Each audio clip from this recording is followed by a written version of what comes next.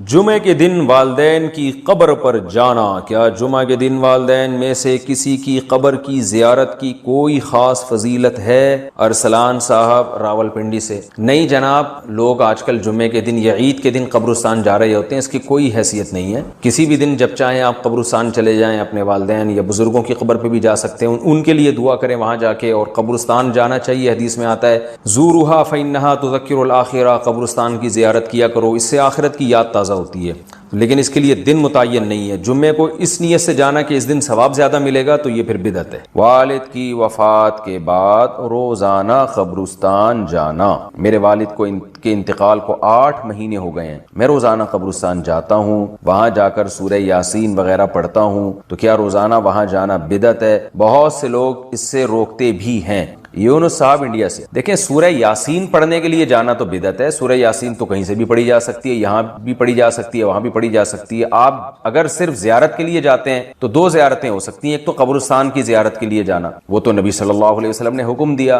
فرمایا زورھا فانھا تذکر الاخرہ، قبرستان کی زیارت کیا کرو، اس سے آخرت کی یاد تازہ ہوتی ہے۔ تو جتنی زیادہ زیارت کریں آپ، روزانہ جائیں، روزانہ آخرت قبر کو یاد کرنے کے لیے تو روز جانا بھی فضیلت ہے، اس میں کوئی ممانعت کی کوئی دلیل نہیں، کیونکہ جب نبی نے حکم دے دیا تو ہر آدمی اپنی استطاعت کے بقدر جا سکتا ہے۔ دوسرا مسئلہ ہے اسپیشل والد کی قبر کے لیے جانا، تو اس کا بھی حدیث سے ہمیں ثبوت ملتا ہے۔ نبی صلی اللہ علیہ وسلم نے اللہ سے اجازت مانگی کہ اپنی والدہ کی قبر کی آپ کو اجازت دی جائے، ان کی زیارت کی، تو اللہ نے اجازت دے دی۔ تو والدہ سے محبت تھی، اسی وجہ سے رسول اللہ صلی اللہ علیہ وسلم اپنی والدہ کی قبر کی زیارت کے لیے گئے۔ تو انسان کو جس سے محبت ہوتی ہے، ظاہر ہے اس کی ہر چیز سے محبت ہوتی ہے، تو والد سے اگر آپ کو محبت ہے تو ان کی قبر کی زیارت کا دل چاہتا ہے انسان کا، میں جا کے اپنے والد کی قبر کی زیارت کروں۔ لیکن اسپیشل دعا مانگنا کے لیے جانا یا تلاوت کے لیے جانا، اس میں جانے کی ضرورت نہیں ہے، وہ دعا ہر جگہ سے قبول ہوتی ہے، ایصال ثواب ہر جگہ سے ہوتا ہے، تو اس نیت سے آپ نہ جائیں۔ ہاں، جانے کے بعد آپ وہاں دعا کریں یا کچھ تلاوت کر لیں تو وہ جائز ہے۔ ایک ہے گئے اور آپ کو خیال آیا کہ خاموش بیٹھنے سے بہتر ہے کہ میں اپنے والد کے لیے دعا کروں، تو یہ بہت اچھی بات ہے، لیکن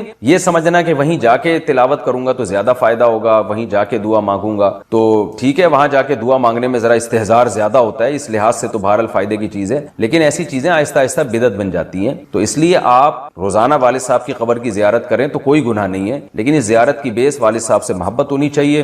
پھر وہاں جا کے فضول بیٹھنے کے بجائے آپ سورہ یاسین پڑھ لیں یا دعا مانگ لیں والد صاحب کے لیے، تو یہ بھی ایک ثواب کا عمل ہے، اس کے بھی ناجائز ہونے کی کوئی دلیل نہیں ہے۔ لیکن یہ کانسیپٹ کہ یہاں سے ثواب پہنچاؤں گا تو کم پہنچے گا، وہاں جا کے یاسین پڑھوں گا تو زیادہ ثواب ملے گا، یہ تصور 100% غلط ہے۔ قبرستان میں ہاتھ اٹھا کر دعا کرنا، کیا قبرستان میں ہاتھ اٹھا کر دعا کر سکتے ہیں؟ کر سکتے ہیں، ناجائز ہونے کی کوئی دلیل نہیں ہے۔ البتہ جہاں یہ خطرہ ہو، شرک کا وہم ہو، جیسے کوئی مزار ہے یا ایسا قبرستان ہے جہاں لوگ مردوں سے دعائیں مانگتے ہیں، وہاں آپ بھی ہاتھ اٹھا کے دعا مانگو گے تو یہ وہم ہو سکتا ہے کہ آپ بھی قبر سے مانگ رہے ہو، تو ایسی وہم والی جگہوں پہ بہتر یہی ہے کہ ہاتھ اٹھا کے دعا نہ مانگی جائے، تاکہ شرک کا دروازہ نہ کھلے اور لوگ آپ کے بارے میں بدگمان نہ ہو۔ لیکن جہاں ایسا نہیں، جیسے سعودی عرب میں تو اس کا تصور نہیں ہے کوئی قبر سے مانگ رہا ہو، تو وہاں اللہ کا فضل ہے کہ یہ قبر پرستی نہیں ہے وہاں، جیسے ہمارے انڈیا پاکستان میں جو بدعتیوں نے شروع کی ہوئی ہے، سعودی عرب میں تصور نہیں ہے۔ اب وہاں اگر کوئی ہاتھ اٹھا کے دعا مانگ رہا ہے تو کوئی وہم بھی نہیں کر سکتا کہ قبر سے مانگ رہا ہے، لیکن بہرحال ذرا سا بھی وہم کا اندیشہ ہو کہ قبر سے تو نہیں مانگ رہا تو پھر ہاتھ اٹھا کے دعا نہیں مانگنی چاہیے۔ میرا معمول یہ ہے کہ میں جب قبر پہ دعا مانگتا ہوں تو ہاتھ جب اٹھاتا ہوں تو رخ قبلے کی طرف کر لیتا ہوں، اس میں یہ فائدہ ہوتا ہے کہ یہ وہم ہی ختم ہو جاتا ہے، تو آپ کا رخ قبر کی طرف ہو اور پھر قبلے کی طرف ہو، تو صاحب قبر کے لیے آپ دعا مانگ لیں تو یہ کوئی حرج نہیں ہے اس میں۔ جنازے کے سامنے قرآن پڑھنے کی حقیقت، جنازے کے سامنے جو لوگ قرآن پڑھتے ہیں یا سورہ یاسین پڑھتے ہیں، کیا یہ عمل حدیث سے ثابت ہے یا بدعت ہے؟ عبدالصمد صاحب نے انڈیا سے پوچھا ہے۔ جنازے کے سامنے اسپیشل جنازے کی وجہ سے قرآن پڑھنا یا سورہ یاسین پڑھنا میرے علم میں ایسی کوئی حدیث نہیں ہے، تو اور جب تک جنازے کو نہلایا نہ گیا ہو تو اس کے سامنے تلاوت کرنے کو فقہا نے غلط لکھا ہے، ناجائز لکھا ہے، تو جب تک جنازے کو نہلایا نہ جائے تو پھر نہلانے کے بعد آپ اس کے سامنے قرآن پڑھ سکتے ہیں، لیکن کوئی سنت عمل نہیں ہے۔ ہوتا یہ ہے کہ جب جنازے کو نہلا کے لایا جاتا ہے، گھر میں رکھا جاتا ہے، تو جب تک یعنی نماز جنازہ کے لیے لوگ جمع نہیں ہوتے، میت کو گھر میں رکھا جاتا ہے، تو اس دوران علماء یہ کہتے ہیں کہ اس کے پاس بیٹھ کے قرآن کی تلاوت کریں۔ وہ اس لیے کہتے ہیں کہ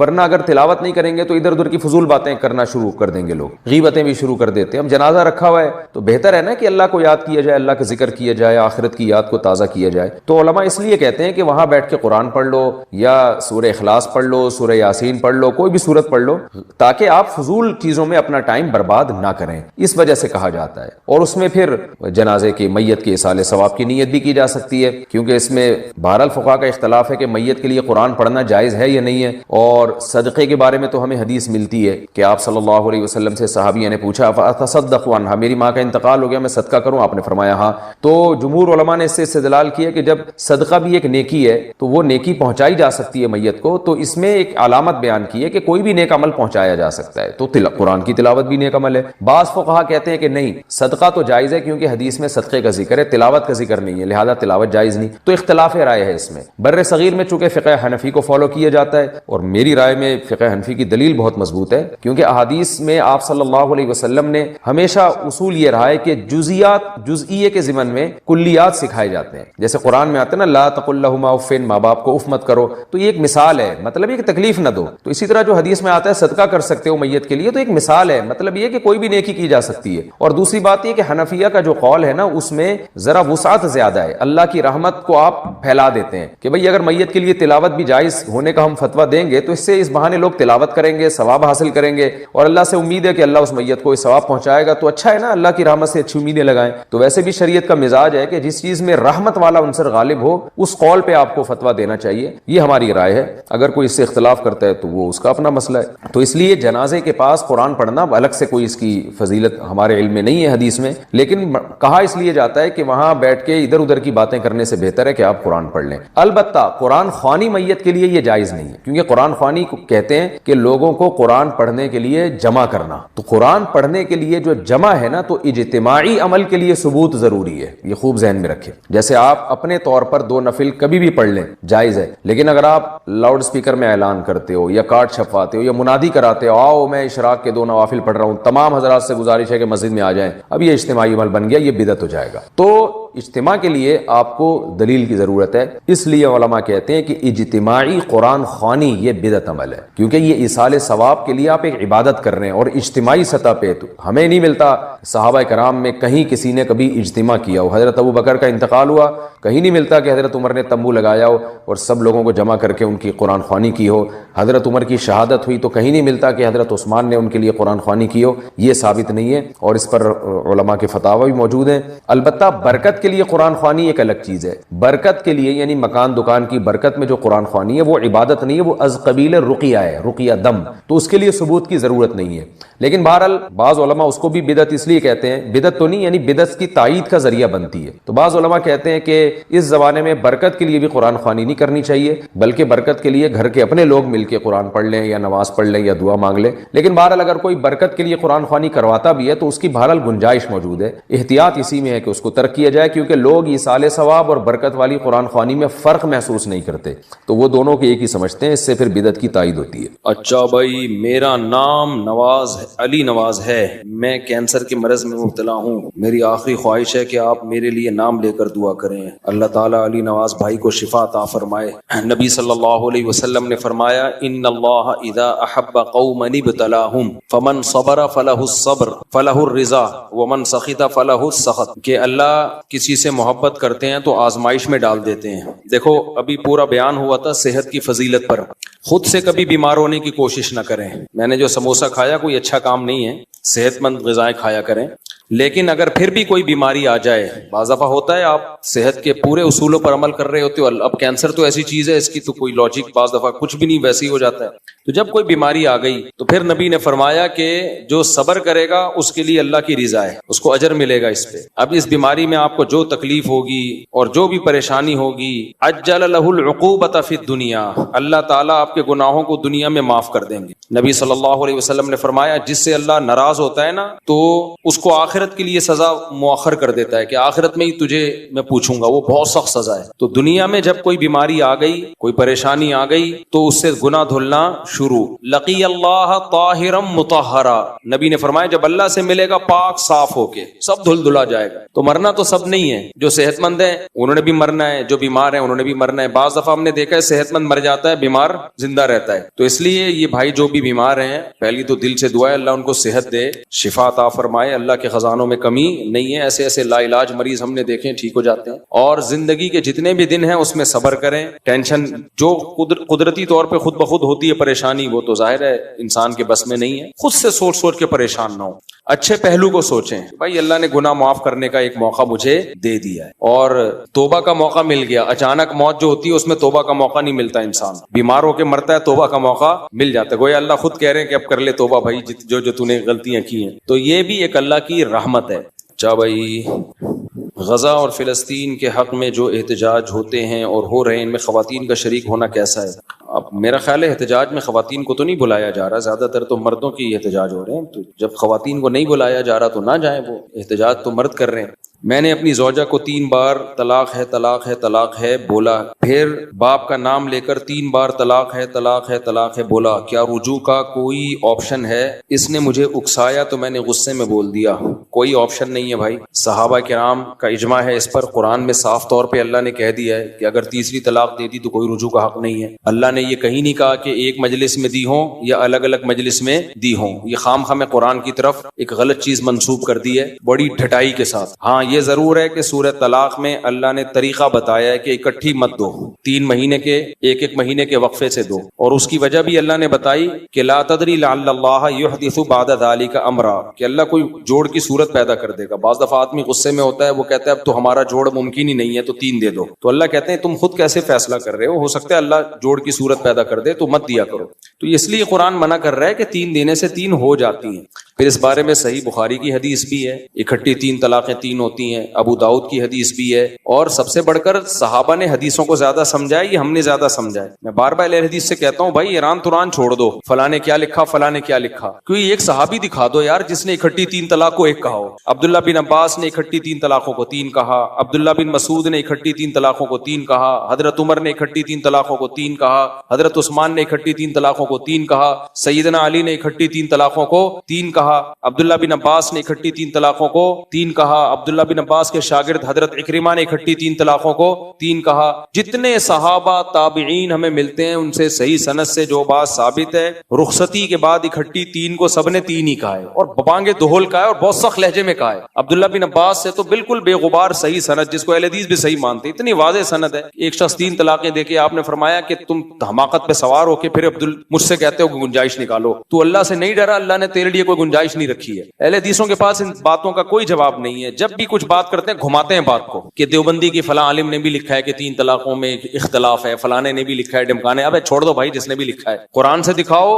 صحیح حدیث سے دکھاؤ، صحابہ سے دکھاؤ. وہ ایک رکانہ والی حدیث دکھاتے ہیں، وہ لنگڑی لولی سند ہے اس کی، ٹھیک ہے نا، اس کی سند بھی نہیں پڑھ کے سنا سکتے، وہ ایسی لنگڑی سند ہے اس کی، اور اس کو کہتے ہیں متفق علیہ اور بالکل صحیح حدیث ہے. اور ایک محمد بن اسحاق کے طریق سے ایک حدیث ہے حضرت رکانہ کی. محمد بن اسحاق کے بارے میں امام احمد بن حنبل قسم اٹھا کے فرماتے تھے کہ جب یہ مسائل کے بارے میں کوئی حدیث بیان کرے نا، اس کی حدیث حجت نہیں ہے، قسم اٹھا کے کہتے تھے. تو ایسی ایسی لنگڑی لولی حدیثوں کو وہ لا کے لے آتے ہیں قرآن و صحیح حدیث اور قرآن کے مقابلے میں. اور وہ جو صحیح مسلم کی حدیث ہے، نبی کے دور میں 3 طلاقیں ایک سمجھی جاتی تھی، اس کے جواب ہم کئی بار ریکارڈ کروا چکے ہیں. اس میں یہ نہیں ہے کہ اکٹھی 3 طلاقیں ایک سمجھی جاتی تھی، وہ بالکل ایسا ہی ہے جیسے جابر بن عبداللہ کہتے ہیں ہم نبی کے دور میں متا کرتے تھے. ہم جواب دیتے ہیں بھائی جو لوگ کرتے تھے وہ نبی کی اجازت سے تھوڑی کرتے تھے، نبی نے تھوڑی کہا تھا کرنے کا. زمانے جاہلیت میں ایک چیز تھی جو منسوخ ہو گئی، لیکن بہت سے لوگوں کو پتہ نہیں چلا. تو ایسے ہی 3 طلاقیں زمانے جاہلیت میں ایک سمجھی جاتی تھی، یعنی رجوع کا حق ہوتا تھا. تو اسلام نے پھر اس حکم کو منسوخ کیا ہے، کیونکہ مرد اس سے عورت کو کھیلتے تھے، عورت کے ساتھ طلاقیں دیتے رہتے، جب عدت گزرنے والی ہوتی رجوع کر لیتے، پھر طلاقیں دیتے.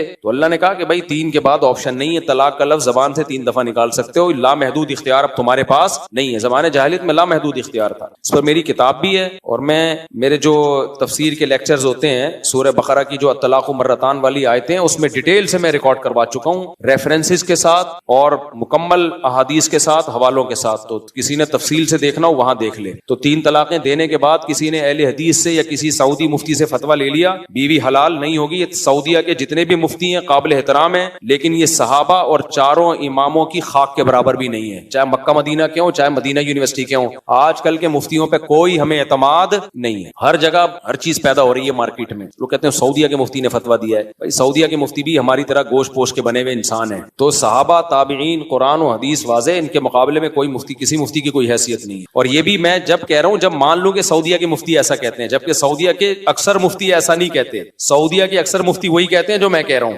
سعودی عرب میں پورا اس پہ اجلاس ہوا تھا 1995 یا 85 میں، جس پہ 3 طلاق کا ایشو بہت کھڑا ہو گیا تھا، بڑا اختلاف آیا. تو حکومت سعودیہ نے وہاں کے علماء کو آرڈر دیا کہ آپ بیٹھ کے اس مسئلے کو حل کرو. تو 85 میں ہوا تھا یا 80s میں کہیں ہوا. یہ القرار کے نام سے وہ رسالہ انٹرنیٹ پہ مل جائے گا، عربی میں رسالہ ہے. اس وقت سعودیہ کے بڑے بڑے مفتی بیٹھے اور اس مسئلے کو انہوں نے حل کیا اور یہ فتویٰ دیا کہ بھائی کھٹی 3 ہی ہوتی ہیں. لیکن پھر وہی کوئی کھڑا ہو گیا کہ 3 ایک ہوتی ہیں. تو اب اس کا تو کوئی حل نہیں ہے. اختلاف کرنا چاہو بیٹھ کے کرتے رہو. تو اس لیے میں جو یہ کانفیڈنٹلی کہتا ہوں نا کہ 3 طلاقیں دینے کے بعد کسی نے بیوی رکھ لی تو زنا ہوگا. وہ اہل حدیث کہتے ہیں مفتی صاحب اختلافی مسائل میں بڑی شدت کرتے ہو. بھائی آپ کا بنایا ہوا اختلافی ہے، یہ اختلافی ہے نہیں. صحابہ تابعین میں یہ مسئلہ اختلافی نہیں تھا، بعد میں اختلافی ہوا ہے. تو جب ایک دفعہ مسئلے پر اجماع ہو گیا تو بس وہ اجماعی بن گیا. پھر یہ ہمیں تانے بھی دیتے ہیں، گھر ٹوٹ جاتا ہے اور رو رہی ہوتی ہیں عورتیں، یہ حنفی اتنے سخت ہوتے ہیں. حنفیوں کے کھاتے میں کیوں ڈال رہے ہو؟ ہم بات قرآن و حدیث کی کر رہے ہیں. جب اہل حدیث نے کوئی غصہ نکالنا ہوتا ہے وہ حنفیوں پہ ڈال دیتے ہیں.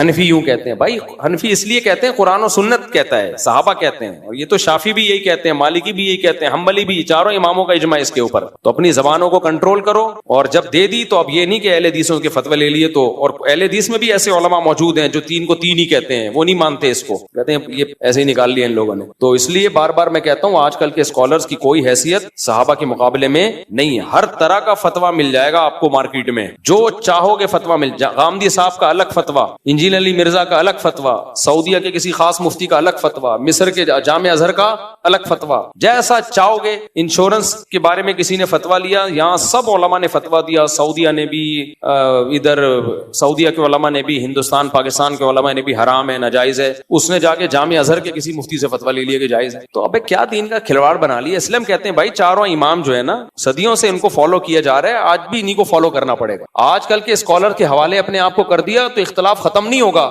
بڑھ جائے گا. ایسی بے لگام ہوگی نا امت جو ہونا شروع ہو گئی ہے. جو چاہے حلال کروانا ہو نا مل جائے گا مارکیٹ میں آپ کو فتویٰ. کچھ بھی حلال کرنا ہو. عدالتی خلا پہ تو اجماع تھا امت کا کہ یہ نہیں ہوتا، یہ جو آج کل کا عدالتی خلا ہے. طلاق کا حق مرد کے پاس ہے، مرد نکاح ختم کر سکتا ہے. قرآن کی واضح آیت ہے او بیدہ عقدۃ النکاح، کہ نکاح ختم کرنے کی چابی کس کے پاس ہے؟ مرد کے پاس ہے. جج ظلم ہونے کی صورت میں ایک الگ بات ہے، نارملی جج کے پاس تھوڑی رائٹ ہے یہ. لیکن آپ دیکھ لو آج ایسے اسکالر پیدا ہونا شروع ہو گئے، حدیثوں کو گھما رہے ہیں، پھرا رہے ہیں، یہ مطلب نہیں وہ مطلب ہے، گھما دیا انہوں نے. تو مارکیٹ میں سب کچھ ہے. اس لیے میں حلفیہ یہ بات کہہ سکتا ہوں جو ان چاروں فقہی مذاہب سے جو صدیوں سے متواتر ہیں نا اہل سنت کے، ان سے جڑا رہے گا اس کی نسلیں گمراہی سے محفوظ رہیں گی. اور جو ان سے ہٹ گیا نا، آج تھوڑا ہٹائے اگلی نسل اور اس سے اگلی اور 2-4 نسلوں کے بعد پروگرام گیا اس کا، خراب ہو گیا. تو اپنے آپ کو اپنی نسلوں کو بچانے کے لیے ضروری ہے ان چاروں فقہی مذاہب سے جڑے رہو. میرا نام محمد ذوالقرنین ہے. اچھا 3 طلاقوں کے بعد ایک اور مسئلہ بھی ہے. طلاقیں دینا ناجائز ہے، گناہ ہے، حماقت ہے. لیکن جب ایک کام ہو گیا نا تو شریعت کہتی ہے توبہ کرو 2 رکعت پڑھ کے، اس کے بعد اس کو بھول جاؤ اور سمجھو اسی میں خیر ہے، سمجھو اسی میں خیر ہے. دیکھو اسلام آپ کو کہیں بھی ڈی موٹیویٹ نہیں کرتا، کیونکہ آپ مایوس ہو گئے آپ کا سفر رک جائے گا. کتنی پیاری تعلیمات ہیں یار، اتنی پیاری تعلیمات ہیں کہ اگر آپ اپنی حماقت سے بھی بیمار ہوئے نا، گناہ ہوا نا یہ، توبہ کرو. لیکن جب ہو گئے ایک دفعہ توبہ کر کے بھول جاؤ، پھر اس کو کیا سمجھو؟ اللہ کی آزمائش. یعنی آپ کی اپنی غلطی پر بھی اسلام بس اتنی سزا آپ کو دیتا ہے کہ توبہ نہیں کرو گے تو سزا ملے گی، توبہ کرو گے تو وہی غلطی نعمت میں تبدیل ہو جائے گی، وہی نعمت میں تبدیل ہو جائے گی. تو مایوسی نہیں ہے. تو اس لیے جو 3 طلاقیں دے کے آتے ہیں نا، میں کہتے ہیں بہت برا کیا. میں اگر حضرت عمر کا دور ہوتا نا تو حضرت عمر کو کے پاس تجھے لے کے جاتا، وہ ڈنڈا پہلے مارتے اور فتویٰ بعد میں دیتے. حضرت عمر ڈنڈا بھی مارتے تھے اور فتویٰ بھی دیتے تھے کہ حرام ہو گئی ہے. وہ حنفی تھے کہ حضرت عمر بھائی کہتے ہیں حنفیوں نے یہ کیا ہوا، حنفیوں نے یہ کیا ہوا، ڈرامے بازی.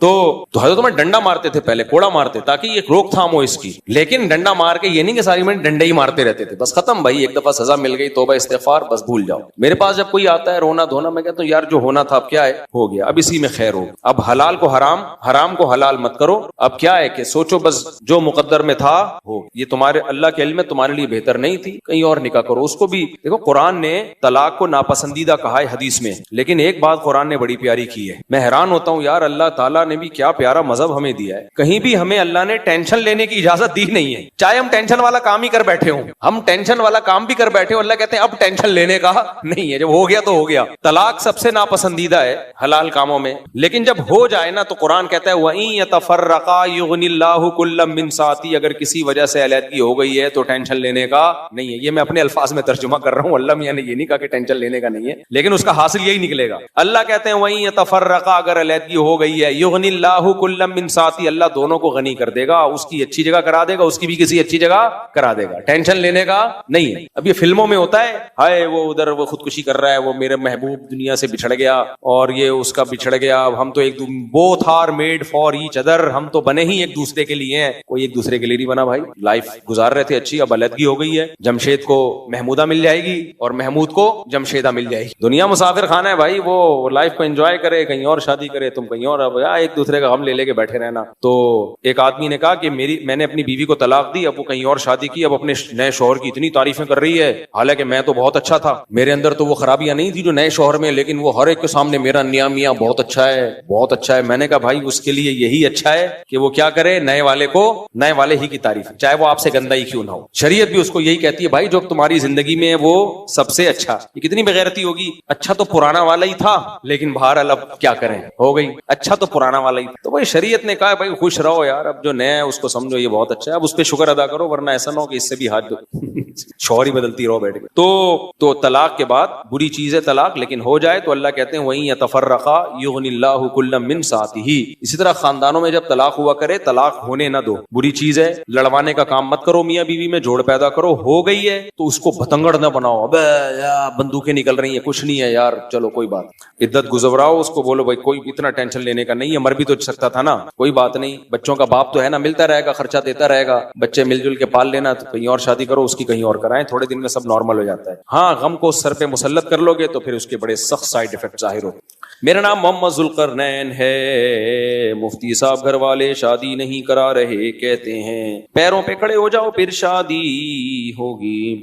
25,000 40-45 ہزار کماتا ہوں، بس کما رہے ہو تو پھر شادی کر کے بتا دو ہو گئی ہے. کما رہے ہو نا، پھر کیا گھر والوں سے تو وہ پوچھ کے کرتا ہے جو کما نہ رہو. ہاں کوشش کرو گھر والوں کی مرضی سے کرو، لیکن وہ کرنے ہی نہیں دے رہے نا. پھر اس کا حل یہی ہے کہ بھائی اب آپ کے تو ہم نے کہا تھا آپ ہماری کرا دو، نہیں کرا رہے تو پھر ہم خود کر کے بتا رہے ہیں. کیا جماعت اسلامی کی باتیں جماعت اسلامی سے پوچھا کرو بھائی. آپ کے کہنے سے بہت سے لوگ شادی تو کرتے ہیں دوسری، پر حالت آنے پر دوسری کو چھوڑ دیتے ہیں.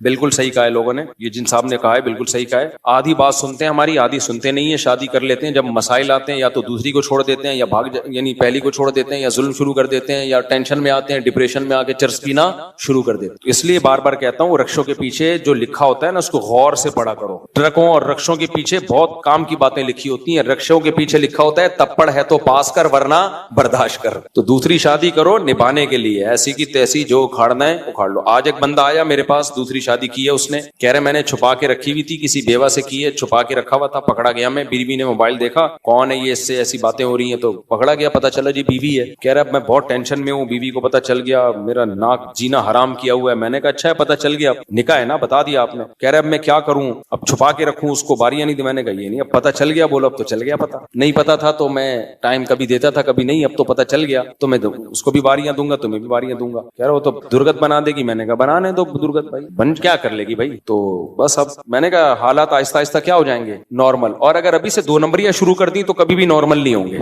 جھوٹ بولنا شروع کر دیا نہیں میں وہاں نہیں جا رہا، میں تو باری نہیں دے رہا، میں تو یوں کر رہا ہوں، میں تو مدنی مسجد میں تھا، میں تو فلم دیکھنے گیا ہوا تھا، میں تو سیروزے پہ گیا ہوا تھا. تو ساری زندگی جھوٹ پہ ہی. اب ہو گیا بولو بھائی میری بیوی ہے، غلط کیا صحیح کیا، اب میں اس کے ایک رات ادھر گزاروں گا ایک رات تمہارے پاس. اس سے بہت بڑی ٹینشن ہوگی لیکن تھوڑے دن یا چند مہینے. جھوٹ کی جو ٹینشن ہے قیامت تک چلتی رہے گی. دیکھو بچہ مر جاتا ہے بڑی بڑی ٹینشن ہے، لیکن ہمیشہ نہیں پالی جاتی وہ ٹینشن، صبر آ ہی جاتا ہے. تو بڑے بڑے غم جو ہوتے ہیں نا، جب ایک دفعہ یقینی طور پر ہوں گے یہ ہے تو صبر آ جاتا ہے. عورت کو بھی صبر آ جاتا ہے، ایسا کئی نہیں ہے کہ قیامت تک وہ روتی رہے گی. تھوڑے دنوں میں یوز ٹو ہو جائے گی، عادی ہو جائے گی، بھائی ٹھیک ہے یار چلو. اگر صبر کرنا چاہے، نہ چاہے تو پھر تو دنیا میں کوئی علاج ہے ہی نہیں. تو اس لیے جو ہے بتا کے کر لو بس. اللہ، اور یہ ہمت نہیں ہوتی ہے تو پھر وہ یہی ہوتا ہے، ظلم کرنا شروع کر دیتے ہیں، دوسری کو لٹکا دیتے ہیں.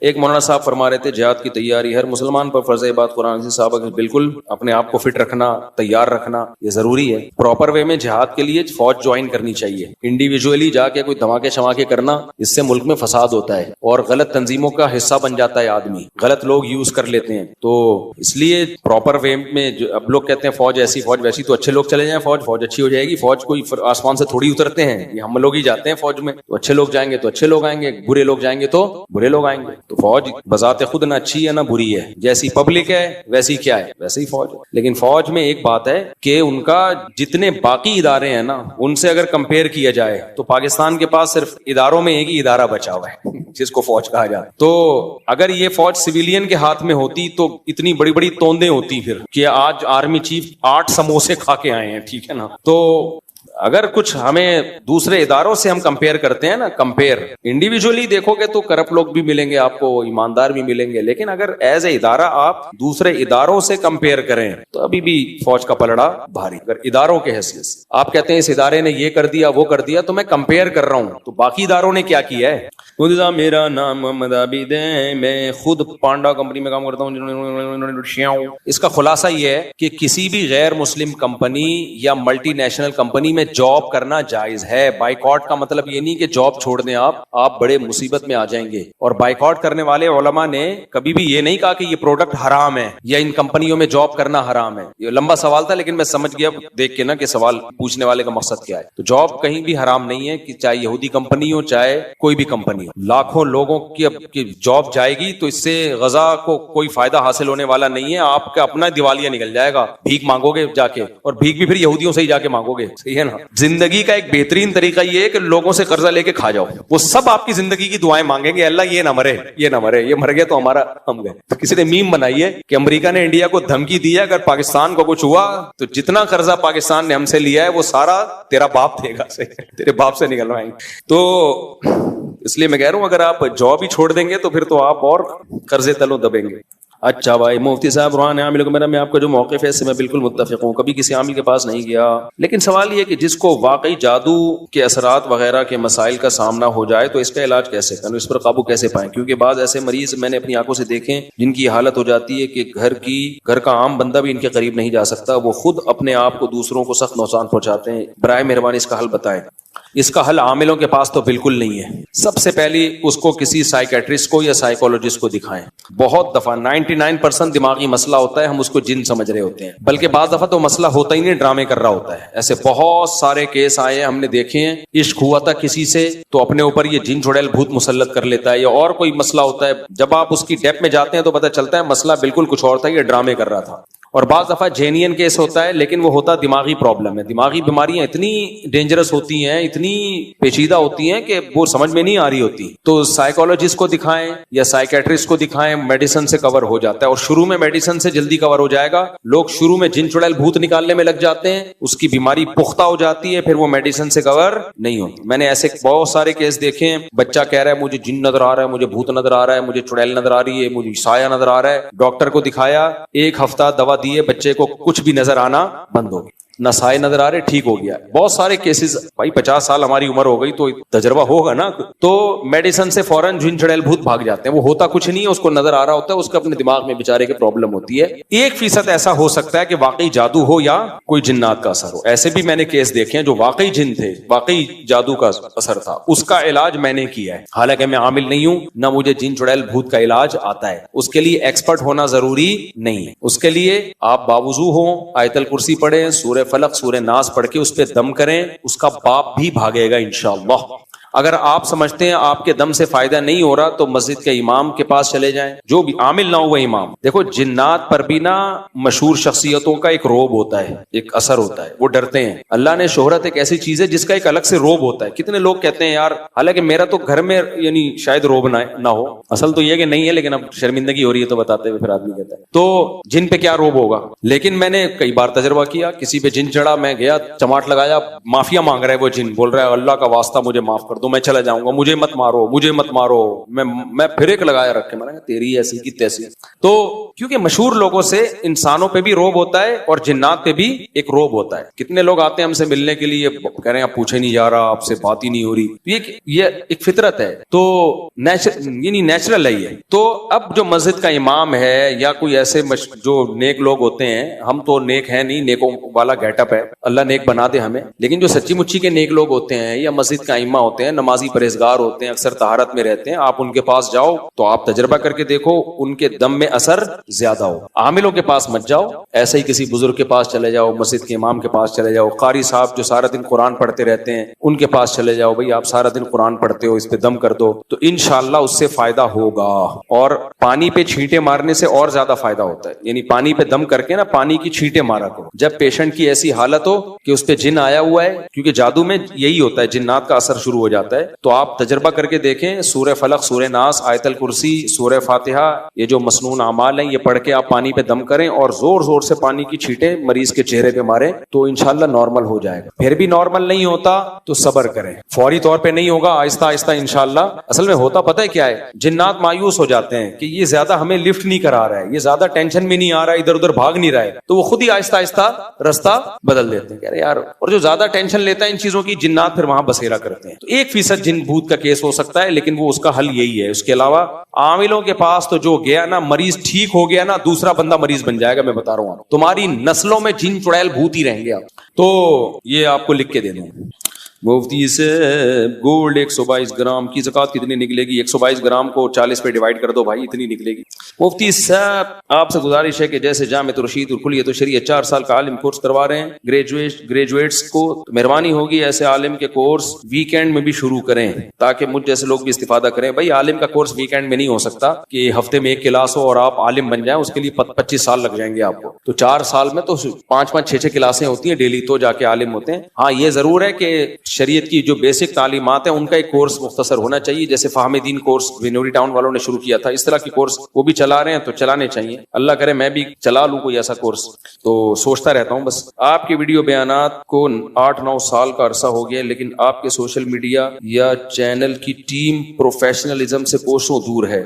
تھوڑی ذمہ دارانہ ٹیم رکھیں تو پرانے بیان کا نیا بنا کر اپلوڈ نہ کریں، کیونکہ اس سے کنفیوژن ہوتی ہے. پرانے بیان نہیں اپلوڈ ہوتے، 1 ہفتہ پرانا بیان اپلوڈ ہوتا ہے. 1 ہفتہ بہت زیادہ پرانا بیان تو جب اپلوڈ ہوتا ہے کوئی بیان ہی نہ مل رہا ہو. میں سفر پہ ہوتا ہوں، بیانات کے ناغے ہوتے ہیں تو پھر اٹھا کے چلا دیتے ہیں. تو کیا ہے، پرانا ہے تو کیا ہو گیا، ہے تو بیان ہی نا، کوئی یہ تو نہیں کہ غلط باتیں ہو رہی ہوتی ہیں اس میں. تو یہ مجبوری میں ایسا کرتے ہیں، نارملی ایسا نہیں کرتے. مفتی سے باب کی بیانات بہت عرصے سن رہا ہوں، اس سے بہت کچھ سیکھنے کا موقع ملتا ہے، اور یار شرم آتی ہے چشمہ لگاتے ہوئے، کیا کریں، لگانا پڑ رہا ہے. کب تک چھپو گے پیڑوں کی آڑ میں، کبھی تو ملو گے لنڈا بازار میں. دیکھو بزرگ لگتا ہوں اس سے. ایک دن میں نے ایسے چشمہ لگایا تو عجیب سا نظر آ رہا ہے، ایک ادھر سے بالکل صاف نظر آ رہا ہے، ادھر سے تھوڑا عجیب سا. میں نے کہا یہ ہو کیا گیا، ادھر کا گلاس چینج ہے، ادھر کیا تو گلاس ہی نہیں تھا اس میں.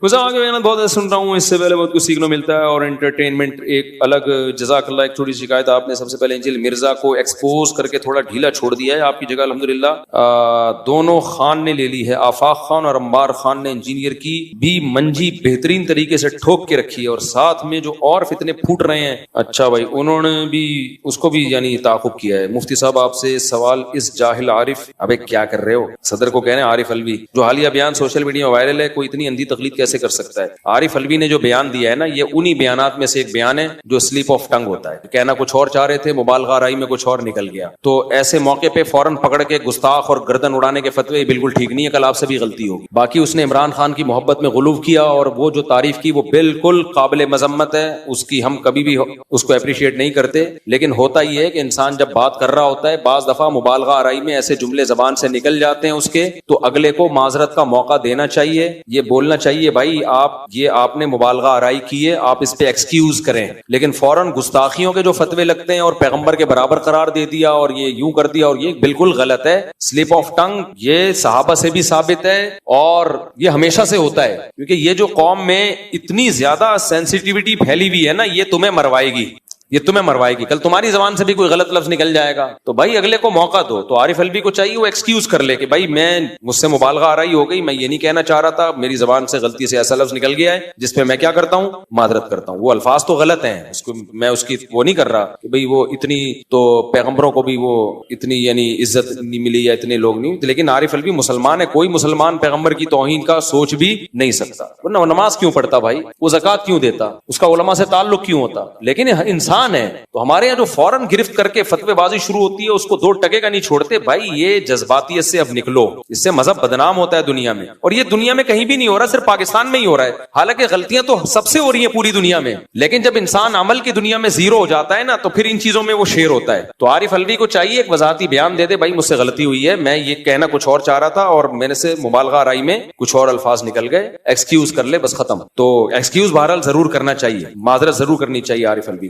جی انہوں نے یہ کہا ہے کہ نبیوں میں بھی اللہ تعالیٰ نے وہ کوالٹیز نہیں دی جو عمران خان کو اللہ تعالیٰ نے خوبی دی ہے اس وقت. نہیں, یہ نہیں کہا کہ نبیوں میں بھی جو کوالٹیز نہیں تھی, مقبولیت بولا ہے. یہی مقبولیت, مقبولیت کا مطلب شہرت. تو انبیاء میں ایسے انبیاء آئے ہیں جن کو ذرا بھی شہرت نہیں ملی, آئے کسی نے فالو نہیں کیا, شہید ہو گئے. اس میں کوئی مدد سلپ آف ٹنگ نہیں لگتا. نہیں دیکھیں, غلط لفظ ضرور ہے, بعض دفعہ کہنا کچھ چاہتا ہے, نکل کچھ اور جاتا ہے. اس کے نبیوں کو نہیں دے پائے, اللہ تعالیٰ نے اس کو عطا. کوئی بات نہیں, سوری کرنے دیں اس کو, ابھی تک تو نہیں کیا, کر لینا. یہ غلط کیا جو سوری نہیں کر رہا, وہ بول دے ایک بیان, بھائی میں کہنا یہ میرا مقصد مقبولیت سے یہ نہیں تھا, یہ تھا. تو یا جو بھی مقصد تھا, الفاظ آپ کے بہرحال غلط تھے, آپ بول دیں بھائی مجھ سے غلطی ہو گئی. تو ہماری قوم تو سر پہ چڑھ رہی ہے نا, تو اس لیے موقع دے دیں, آپ اس کو بولیں بھائی کہ آپ یہ الفاظ جو ہے یہ آپ کے زبان سے غلط الفاظ ہیں. لیکن میں یہ حلفیہ بول سکتا ہوں کہ نیت اس کی یہ نہیں تھی. کوئی بھی مسلمان کبھی بھی کسی شخصیت کو پیغمبر پہ ترجیح دینے کا سوچ بھی نہیں سکتا. یہ بالکل ایسا ہی ہے جیسے عمران خان نے ختم نبوت کا لفظ غلط کہا تو لوگوں نے کہا اس کے منہ سے ختم نبوت کا لفظ نہیں نکل رہا, اس سے پتہ چلتا ہے اس کا ختم نبوت پہ ایمان نہیں ہے. یار یہ کوئی کرائٹیریا نہیں ہوتا. پیچھے زندگی دیکھی جاتی ہے,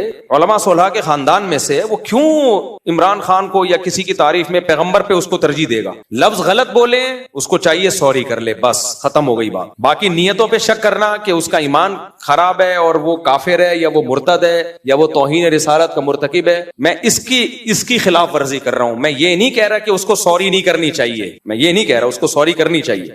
مفتی صاحب دریافت یہ کرنا تھا کہ تصویر کے بارے میں آپ کی کیا رائے ہے, جبکہ جمہور اکابر علماء دیوبند تصویر کو سختی سے حرام قرار دی. دور حاضر میں تو یہ بات کہیں آگے نکل چکی ہے, آپ اپنی رائے سے آگاہ فرمائیں. 20 دفعہ اپنی رائے اور علماء کی اور مفتی تقی صاحب کی رائے بتا چکا ہوں. بھائی ڈیجیٹل کیمرے کی جو تصویر ہے اس کو ہم اس تصویر محرم میں داخل ہی نہیں سمجھتے, مزاحات لخلق اللہ نہیں ہے. باقی اس پہ ڈیٹیل سے میں کئی بار جواب ریکارڈ کروا چکا ہوں. مفتی صاحب کچھ طلبائے ہوئے ہیں, وہ آپ سے ملاقات کے خواہاں ہیں, کہاں ہیں تو ٹھیک ہے. السلام علیکم. کتنے ہیں؟ 2 ہیں, جلدی سے ابھی مسافہ کر لیں.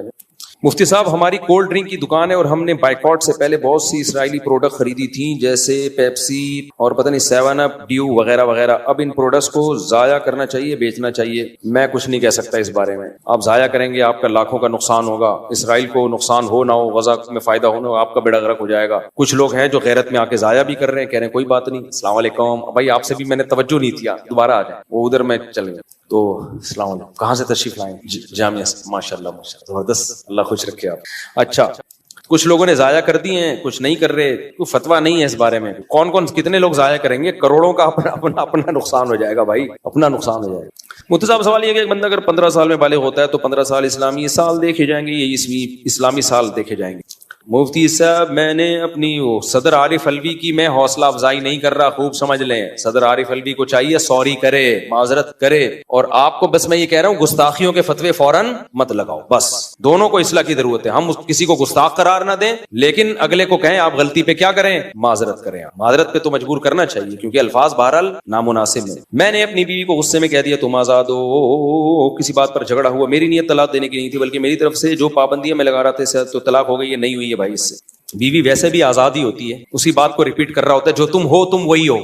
ہاں اگر یوں کہتے میرے نکاح سے آزاد ہو یا میری طرف سے مجھ سے آزاد ہو پھر طلاق مراد ہوگی. مجھ سے کا مطلب میرے نکاح ہی ہوتا ہے. یا بیوی طلاق مانگ رہی تھی کہ مجھے چھوڑ دو, مجھے آزاد کر دو, میں نہیں رہ سکتی, مجھے طلاق دے دو, پھر آپ نے کہہ دیا ٹھیک ہے تم آزاد ہو, تو پھر یہاں طلاق کے جواب میں کہا گیا ہے. جب تک ایسا کوئی قرینہ نہ ہو تو صرف آزاد کے لفظ سے طلاق واقع نہیں ہوتی. آج کل لوگ وہمی ہو گئے, ذرا سی بات پہ طلاق کے فتوے دے دیتے ہیں. ایک کسی نے کوئی کلپ ریکارڈ کروا کے یوٹیوب پہ ڈال دیا کہ حدیث میں آتا ہے قرب قیامت میں لوگ اپنی بیوی سے زنا کریں گے, حالانکہ ایسی کوئی حدیث نہیں ہے. اور پھر اس میں کہا کہ لوگ کنایتاً طلاقیں دیں گے اور پھر بیوی کو رکھ رہے ہوں گے, تو لوگ اس کلپ کو سن کے اتنے وہمی بن گئے. تو ایسا نہیں ہے بھائی, وہمی نہ بنے, طلاق دینے سے ہوتی ہے, نہیں دیں گے تو نہیں ہوگی.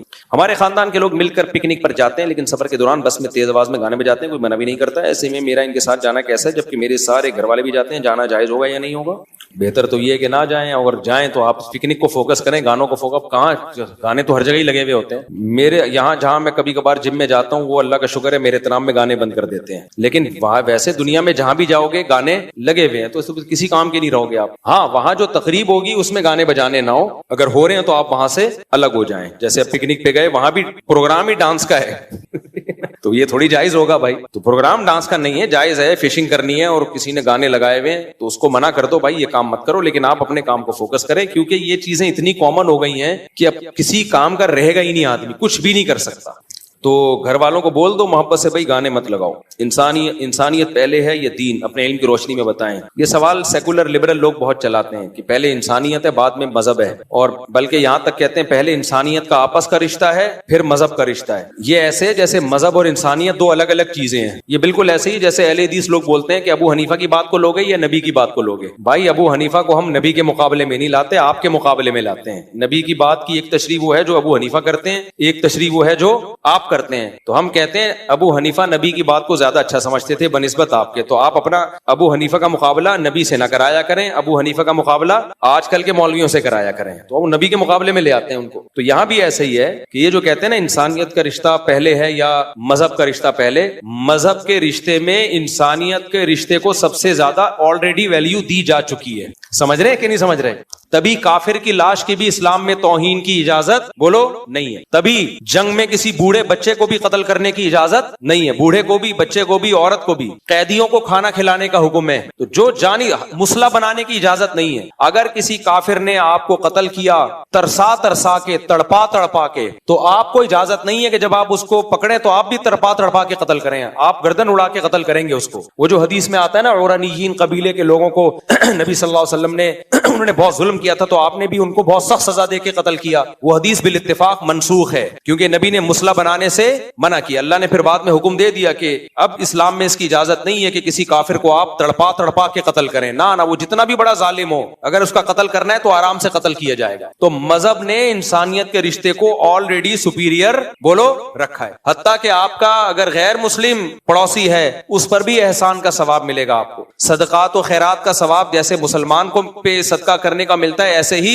غیر مسلم کو بھی. اتنی انسانیت ہے کہ ان کو اپنی عبادت گاہ میں جانے کی اجازت دے دی. اسلامی حکومت ہے لیکن اجازت ہے کہ آپ جا سکتے ہو اپنی عبادت گاہ میں. تو اس لیے اب ہمیں یہ بتانا کہ اسلام کا اور مذہب کا رشتہ بعد میں, انسانیت کا پہلے, تو یہ فنٹر گیری ہے. اور آپ دیکھ لو ایک بات میں بار بار کہتا ہوں آپ کو غیر مسلموں کے ہاں عورت کے حقوق ملیں گے, اسلام کے ہاں عورت کے حقوق ملیں گے. کیسے؟ ماں کے حقوق, بیٹی کے حقوق, بہن کے حقوق, بیوی کے حقوق, الگ الگ کیٹیگری ہے. انگریزوں کے ہاں ماں کے حقوق نہیں ملیں گے آپ کو, بہن کے الگ سے حقوق بولو نہیں ملیں گے, بیٹی کے الگ سے حقوق نہیں ملیں گے. بس وومن رائٹس ہے, ویمن رائٹس کہ عورتوں سے آپ اچھے طریقے سے پیش آئیں. تو مبہم باتیں کی ہوئی ہیں بھائی. عورت اگر ماں کے روپ میں ہے تو وہ انسان ہے نا, تو اس کا حق بہت زیادہ ہے. آپ نے اف بھی نہیں کرنا, آپ نے سارا خرچہ اٹھانا ہے اس کا.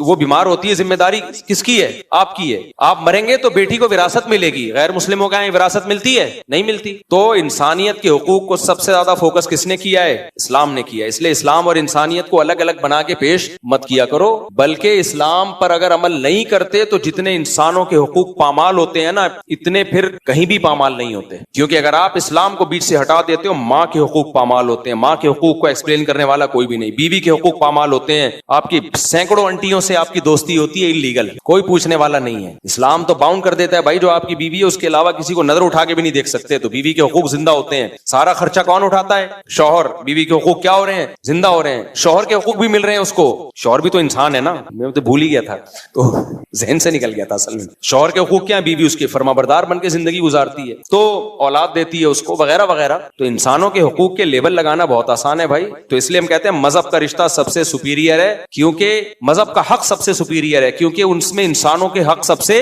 سپیریئر ہے. ہاں, خدا کے مقابلے میں انسانوں کے حقوق نہیں ہوں گے, اور ہوتا بھی نہیں ہے. خدا اللہ نے تو یہاں تک کہہ دیا کہ تمہارے پاس 1 کروڑ روپے ہے جس پہ 2.5 لاکھ زکات بنتی ہے, اور تمہارے اوپر غفار بھائی کا قرضہ ہے 50 لاکھ, تو 50 لاکھ پہ زکات بنے گی, 50 لاکھ پہ نہیں بنے گی. کیوں؟ اگر تم نے پورے 1 کروڑ پہ زکات دے دی تو ہو سکتا ہے تم غفار بھائی کا قرضہ پی جاؤ, تو قرضہ پہلے ادا کرو, زکات بعد میں دو. تو اللہ بھی سپیریئر ہے, لیکن وہ کتنا ارحم الراحمین ہے, اس نے بھی مخلوق کے مقابلے میں اپنے حق کو کیا کر دیا, پیچھے کر دیا. حج فرض نہیں ہوتا اگر آپ پہ قرضہ ہو, کیونکہ حج کرو گے تو قرضہ پی جاؤ گے. تو اللہ کہتے ہیں وہ جو ہے نا, میں تو مستغنی ہوں, مجھے پیسوں کی ضرورت نہیں, وہ تو بیچارہ بھوکا مرے گا, تو اس لیے اس کا حق ادا کرو. بلکہ اللہ نے آپ کی اپنی جان پر اپنے حقوق کو چھوڑ دیا ہے. آپ بھوکے مر رہے ہو, اللہ نے کہا خنزیر کھا لو, میں اپنا حق چھوڑتا ہوں. بھائی خنزیر سب سے زیادہ حرام ہے نا, کیا خیال ہے؟ اسلام میں سب سے ناپاک گوشت کس جانور کا ہوتا ہے؟ خنزیر کا. جہاں بھی اللہ نے خنزیر کو حرام کیا, وہاں اللہ نے کہا اگر بھوک سے مر رہے ہو تو کھا لو. تو انسانیت کو اس سے زیادہ اور کیا پروٹوکول چاہیے بھائی, اور کیا چاہیے؟ اس لیے اسلام سپیریئر ہے. اس میں غیر مسلموں کا بھی ہے,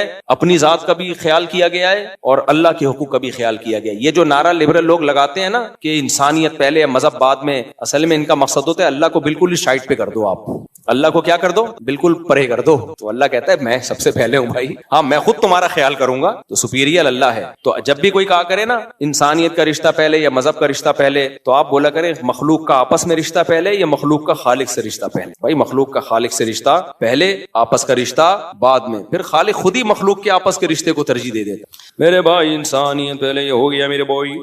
جلدی جلدی بہت سارے سوال آ گئے آج. اللہ کو قربانی بہت پسند ہے. میں ایک اچھی جاب کر رہا ہوں, میں اللہ کے لیے سب کچھ چھوڑ کر دین کی خدمت کے لیے وقف کر دینا چاہتا ہوں, کیا میں صحیح ہوں؟ یہ میرا بیان جو آج کیا نا, یہ یہی تھا کہ کوشش وہ کرو جس کو اللہ نے کوشش قرار دیا ہو. سب کچھ چھوڑ چھاڑ کے دین کی خدمت میں لگ جانا, یہ علماء جن کا بہت زیادہ توکل ہو ان کے لیے تو جائز ہے, وہ بھی ہر عالم کے لیے نہیں جو بہت متوکل ہو.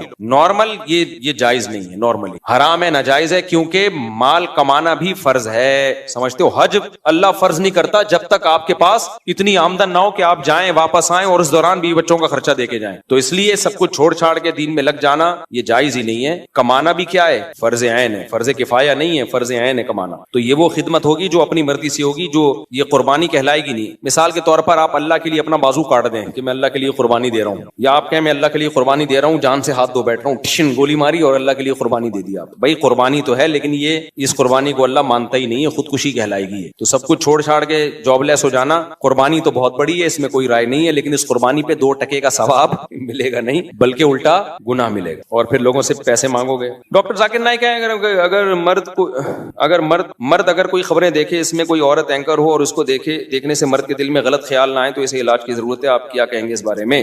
وہ بیچارے نے ایک جملہ کہہ دیا لبرل لوگوں کو سمجھانے کے لیے کہ جو بہت براڈ مائنڈڈ بنتے ہیں. لبرل لوگ کہتے ہیں لیڈیز ویڈیز میں گھومتے پھرتے رہو, کچھ بھی نہیں ہوتا, آدمی کی نظر اچھی ہونی چاہیے, دل صاف ہونا چاہیے. ان کو سمجھانے کے لیے ڈاکٹر ذاکر نائک نے تھوڑا مبالغہ کر دیا, ورنہ ڈاکٹر صاحب بھی اتنے سمجھدار ہیں, ان کو پتا ہے کہ یہ نہیں کہ جو بھی جس عورت کو دیکھ ایک دم ٹھڑک پیدا ہو. تو ڈاکٹر صاحب کو بھی پتا ہے, تو کسی کا ریکارڈ لگانا ہو تو پھر تو کوئی بھائی یہ کس بات کے جواب میں ڈاکٹر صاحب نے کہا ہے نا, کن لوگوں پہ رد کرنے کے لیے کہا ہے. ورنہ نارملی ایسا نہیں ہوتا کہ جس عورت کو بھی دیکھو پاگل ہو جائے آدمی اس کے پیچھے. بعض دفعہ پاگل ہوتا ہے, بعض دفعہ ریورس بھی ہو جاتا ہے, آدمی کہتا ہے پتہ نہیں کیوں میں نے دیکھ لیا. تو اس کا تعلق ہے آپ کی ایج سے, شادیوں سے, ٹھڑک سے, صحت سے, سب چیزیں ہیں. پھر اٹریکشن سامنے والے میں کتنی ہے. بعض دفعہ آپ بالکل چھڑے چھاٹ کنوارے, بالکل جوان, بیلنس فل ہے آپ کے اندر, لیکن پھر بھی آپ کا دیکھنے کا دل نہیں, کیونکہ آپ کو سامنے والے میں اٹریکشن ہے ہی نہیں. بعض دفعہ سامنے والی بہت اٹریکٹیو ہوتی ہے, لیکن آپ کا دل اس لیے مائل نہیں ہو رہا کہ آپ کے اندر بیلنس بچا ہی نہیں ہوتا. وہ فزیکل فٹنس کے ماہر بیٹھے ہوئے ہیں, ٹیسٹوسٹیرون لیول آپ کا کیا ہو گیا ہوتا ہے, ڈاؤن چل رہا ہوتا ہے, اس میں بیلنس ہی نہیں ہے آپ کا. یا بعض دفعہ بیلنس ہے لیکن آپ کو حلال میں اتنی سیٹسفائی ہو چکے ہیں کہ اب آپ کا کوئی آپ کی توجہ ہی نہیں ہو رہی اس کی طرف. بعض دفعہ تقوی کا اتنا غلبہ ہوتا ہے, بعض اللہ والے ایسے بھی ہیں کہ وہ تقوی کے ایسے لیول پہ پہنچ چکے ہوتے ہیں کہ ان کو گناہ میں طبعی لذت بھی ختم ہو جاتی ہے, اللہ کا خوف کا اتنا غلبہ ہو جاتا ہے. تو ہر ایک کے حالات مختلف ہوتے ہیں, تو سب کو ایک ہی لاٹھی سے ہانک نہیں سکتے. ہاں یہ ضرور ہے, کراچی کا لونڈا ہو یا پنجاب کا یا KPK کا یا بلوچستان کا یا سندھ کا پاکستانی ہو, عمر 18 سے 30 سال ہو, شادی نہ ہوئی بھی ہو, پھر وہ کسی جوان لڑکی کو دیکھے اور یہ کہے کہ مجھے کچھ بھی نہیں ہو رہا, تو اس میں اس کا امکان ہے کہ یہ جھوٹ بول رہا ہے, بکواس کر رہا ہے, کیونکہ ایک سے ایک ٹھرکی یہاں پڑا ہوا ہے. تو میں نے تو اپنی زندگی میں مشاہدہ کیا ہے, کوئی خوبصورت لڑکی کسی پرابلم میں ہونا, سب جائیں گے اس کی پرابلم دور کرنے کے لیے. بیچاری 99 سال کی بڑھیا جو پرابلم کا مجموعہ ہے اسے نہیں پوچھ رہے ہوں گے. یہی تو ٹھرک ہے. تو ڈاکٹر ذاکر نائک کی مراد یہی ہے. کیا سالگرہ کے دن مسکین کو کھانا کھلا سکتے ہیں, صدقہ کر سکتے ہیں؟ نہیں بھائی, سالگرہ ہے, ابھی بیکار فضول چیز ہے. لاہور سے آپ سے ملاقات کے لیے آیا ہوں, کہاں ہیں؟ اچھا آ جائیں ملاقات. نماز کے بعد اگر گرمی لگے تو دوپٹہ ہلکا پھلکا لے سکتے ہیں کیا, اس سے فرشتے غریب ہے؟ بھائی سر کا دوپٹہ اگر نماز میں ایسا ہے کہ سر کے بال نظر آ رہے ہیں, باریک دوپٹہ ہے, تو نماز نہیں ہوگی, چاہے گرمی ہو یا سردی ہو. ماشاءاللہ, کہاں سے ہیں؟ ماشاءاللہ, چلیں جی, اللہ خوش رکھے آپ. نماز کے وقت یا نماز کے بعد؟ ہاں نماز کے بعد تو دوپٹہ اتار بھی سکتی ہیں اگر کوئی غیر محرم نہیں ہے. کبھی مفتی صاحب میری جس سے منگنی ہوئی ہے وہ لے پالک ہے, اس سے نکاح میں اس کے اصل والد کا نام لکھا جائے گا؟ اصل والد کا نام لکھا جائے گا. ولدیت چینج کرنا گناہ کبیرہ ہے. کہیں بھی ڈاکومنٹ میں آپ سوتیلے باپ کا نام نہیں ڈال سکتے, بہت بڑا جرم ہے یہ, قرآن نے روکا اس سے. آج یہ جرم لوگ بہت کر رہے ہیں, بچہ لے کے پال لیتے ہیں اور سوتیلے باپ کا نام ڈال دیتے ہیں اس میں, بالکل غلط ہے. سوتیلے باپ کو سرپرست میں ڈال دیں. ابھی نادرہ میں سرپرست کا خانہ بھی ہے, لیکن اگر اصل باپ کا پتہ نہ ہو تو ڈالیں. بعض دفعہ بچہ گمشدہ ہوتا ہے, باپ کا نہیں, تو پھر سرپرست. اگر اصل باپ کا پتہ ہے تو پھر وہی ڈالنا پڑے گا, کیونکہ باپ کے ہوتے ہوئے سرپرست کے خانہ میں ڈال دینا یہ باپ کے ساتھ توہین ہے. بعض خواتین کیا کرتی ہیں, ڈیورس کے بعد بچوں کو باپ سے ملنے نہیں دیتی ہیں, بچے بڑے ہو جاتے ہیں, وہ کہتے ہیں ہمارے باپ نے ہمیں پوچھا ہی نہیں, ملے ہی نہیں, تو اب ہم اپنا باپ کا نام کیوں ڈالیں؟ بھائی باپ نے اگر جان بوجھ کر بھی نہیں ملا ہو نا, تو بھی باپ کیا رہتا ہے, باپ ہی رہتا. تو ایسا نہیں ہوتا کہ وہ آپ کو پوچھا نہیں, اور بعض دفعہ پوچھ رہا ہوتا ہے, عورت آنے نہیں دیتی وہاں تک. یہ بڑا ایک ہماری سوسائٹی میں فالٹ چل رہا ہے. ڈیورس کے بعد عورت شوہر کو بچوں سے ملنے نہیں دیتی. ساری عورتیں نہیں بھائی, بعض عورتیں تو ملنے نہیں دیتی, ان کا ذہن خراب کرتی ہیں. جب وہ بچے بڑے ہو کے اسٹیبل ہو جاتے ہیں تو پھر باپ کہتا ہے ملو ان سے, تو وہ کہتی ہیں دیکھو جب تم میں پیسوں کی ضرورت تھی ملا نہیں, اور جب تم اسٹیبل ہو گئے مل رہا ہے. بھائی وہ پہلے بھی مدد کرنے کے چاہتا تھا, ملنا چاہتا تھا, آپ نے ملنے نہیں دیا, اب بڑے ہو گئے ہیں تو اس لیے مل رہا ہے وہ. تو بچوں کو ایسے موقع پہ چاہیے کہ وہ اپنی ماں کی باتوں میں مت آئیں. اگر بچے ماں یا باپ میں سے کسی کو بھی چھوڑیں گے, اس سے بڑا جرم اس کائنات پہ پھر کوئی ہوگا نہیں, کیونکہ اللہ کے بعد سب سے بڑا حق کس کا بتایا ہے, ماں اور باپ کا. صحابی نے, نبی نے فرمایا اکبر الکبائر کا میں تمہیں بتاؤں, موبقات جو انسان کو بالکل ہلاک کر دیں, وہ جرائم جو بالکل تباہ و برباد کر دیں, جو کبائر میں بھی کبیرہ ہیں. صحابہ نے کہا بتائیں, آپ نے فرمایا شرک, سب سے پہلے کیا ہے, شرک. اس کے بعد فرمایا عقوق الوالدین, ماں باپ میں سے کسی ایک کو ناراض کرنا. تو اس سے بڑی ناراضی کیا ہوگی کہ اولاد بڑی ہو گئی اور باپ سے مل نہیں رہی ہے. وہ یہ بہت زیادہ کیسز آ رہے ہیں بھائی, اب ہر 4 دن بعد کیس آیا ہوا ہوتا ہے, باپ سے ملنے نہیں دیا, وہ باپ جو ہے نا, وہ ماں کہہ رہی ہے اب اتنے بڑے ہو گئے, 20 سال نہیں ملا, 17 سال نہیں ملا. بھائی اس میں باپ کی غلطی ہو تو بھی, غلطی نہیں ہو تو بھی. اب جب بڑے ہو گئے تو اب اولاد کی ذمہ داری وہ اپنے باپ کو تلاش کریں, ماں کو بھی ناراض نہ کریں. ماں باپ کا جو پھڈا تھا وہ ان کو لڑنے دیں, آپ نے دونوں کو خوش کرنا ہے بھائی. تو یہ ایسا اتنا ہلکا مسئلہ نہیں ہے کہ انگریز تھوڑی ہیں ہم لوگ, کہ ابا ہیں تو بھی ٹھیک ہے, نہیں ہے تو بھی ٹھیک ہے. انگریزوں میں ایسا ہوتا ہے, ہمارے یہاں نہیں ہوتا بھائی, اسلام میں نہیں ہے. آپ کی نمازیں برباد, آپ کے روزے برباد, اگر آپ باپ سے. ابھی کچھ دن پہلے ایسا ہی ہوا, ایک بچہ تھا, وہ 18-20 سال سے, کتنے سال ہو گئے تھے اس بچے کو, 20-22 سال ہو گئے تھے, باپ سے ملا نہیں تھا. تو ماں نے اتنا ورغلایا ہوا تھا باپ کے خلاف. ادھر آیا یہ, اس نے اس کو ترغیب دی, بھائی تمہارے باپ سے رابطہ کرو. اس نے کہا 20 سال سے باپ نے ہم سے رابطہ نہیں کیا, ہم کیوں کریں. بھائی ہو سکتا ہے کرنے کی کوشش کی, پھر بعض دفعہ ڈر بھی ہوتا ہے کہ کوشش کی لڑائی جھگڑا نہ ہو اور بچے اور ہی باغی نہ ہو جائیں.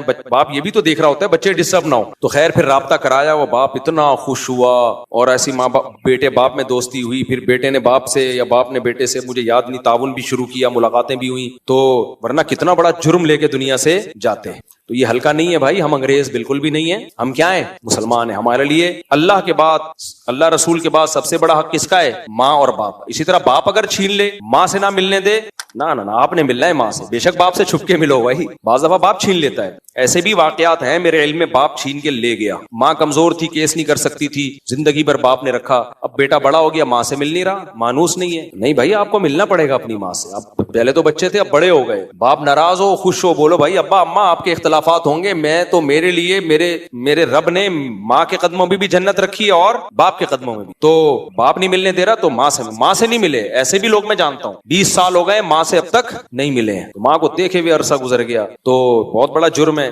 صرف ملنا کافی نہیں ہے، خیر خیریت اس کی خبر گیری پراپر وے میں، ٹھیک ہے نا. ابا یہ نہیں کہ ابا اما الگ ہے تو اب ابا آدھے ابا ہو گئے، پورے ابا ابھی بھی وہی ہیں. مفتی صاحب میں نے جگہ اپنے مائی کے رشتے کی اچھا مائیں بعض دفعہ دھمکیاں دیتی ہیں تو اپنے باپ سے ملا تو دودھ نہیں بخشوں گی، میں دیکھنا میں کیا کروں گی. ماں کو دھمکی دینے تو ماں کو جواب نہیں دو، جواب دینے سے کچھ بھی نہیں ہوتا. اب چھپڑ میں مل لو جا کے، اما کو بتاؤ ہی نہیں، چھپڑ میں ملو. مائیں دھمکیاں دے رہی ہوتی ہیں، تو مل کے دیکھ، میں یہ نہیں، میں یہ نہیں، کوئی بات نہیں، دھمکیاں دے. بعد میں مائیں کہتی ہیں کہ دیکھو اب یاد آ رہا ہے اس کو، اس نے میرے ساتھ یہ کیا. بھائی جو بھی کیا ابا کیا ہے، ابا ہے. اللہ نے بتایا بھائی، اللہ نے حق بتا دیا. تو چھپڑ میں مل لو، ماں کو بتاؤ ہی نہیں، ملتے رہو جا کے. اسی طرح باپ نے دھمکی دی بھی ہو کہ اما سے ملے تو میں جائیداد سے آگ کر دوں گا، چھپ کے مل لو. ملنا ضرور ہے، نہ باپ کو چھوڑ سکتے ہو نہ ماں کو. ساس سسر کا بھی ایسا ہی ہے. بعض دفعہ شوہر بیوی پہ پابندی لگاتا ہے، تو اپنی ماں سے ملی تو میں دیکھ کیا کرتی ہوں، کیا کرتا ہوں میں. یہ بھی ایسے کیسز بھی آتے ہیں. تو خواتین رابطہ کرتی ہیں، ہم کہتے ہیں چھپڑ میں جا کے ملو اپنے باپ سے یا اپنی ماں سے. شوہر کو یہ حق ہی نہیں ہے کہ بیوی پہ پابندی لگا دے کہ وہ اپنی ماں باپ سے ملے، اس پہ پابندی نہیں. ہاں یہ کر سکتا ہے کم ملو، کیونکہ بعض دفعہ جب ماں سے مل کے آتی ہے پڈا ہوتا ہے. بعض عورتیں جب اپنی ماں سے مل کے آئیں گی جھگڑیں گی ضرور، اما اس کو پتہ نہیں کیا دماغ میں ڈال دیتی ہیں. تو کم کر دو ایسی صورت میں. سب عورتوں کی بات نہیں کر رہا، یہ خواتین ٹینشن میں نہ جائیں. تو ایسے موقع پہ کم کر دو، لیکن روک دو کہ ماں سے ملے ہی نہیں، باپ سے ملے ہی نہیں، بھائیوں سے ملے ہی نہیں. یہ خونی رشتے ہیں بھائی.